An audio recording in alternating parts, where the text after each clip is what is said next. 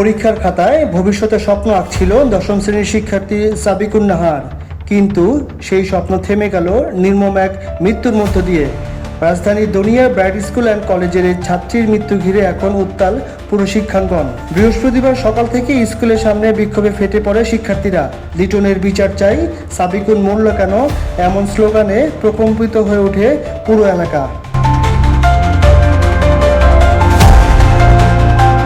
সহপাঠীদের অভিযোগ, বুধবার পরীক্ষার হল থেকে কোনো কারণ ছাড়াই সাবিকুন নাহারকে ডেকে নেন স্কুলের চেয়ারম্যান মাসুদ হাসান লিটন। অফিস কক্ষে তাকে গালিগালাজ ও মানসিকভাবে অপমান করা হয়।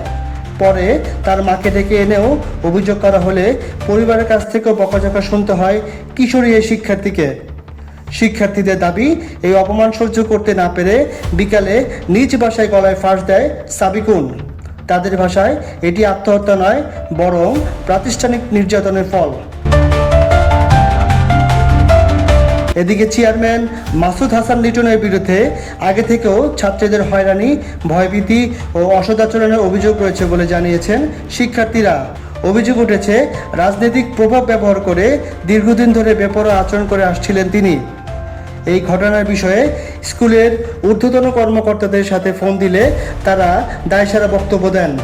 আর অভিযুক্ত চেয়ারম্যান গণমাধ্যমের সামনে আসতে ভয় পেয়ে পুরোপুরি গা ঢাকা দিয়েছেন। কদমতলী থানা জানিয়েছে, ঘটনা তদন্ত চলছে, লিখিত অভিযোগ পেলে আইনগত ব্যবস্থা নেওয়া হবে।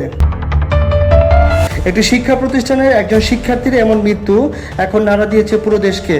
প্রশ্ন উঠছে, ক্ষমতার প্রভাব কি আবারও বিচারকে চাপা দেবে, নাকি সাবিকুন নাহারের মৃত্যুর সঠিক বিচার নিশ্চিত হবে? জিয়াউল হক তুহিন, সময় সংবাদ।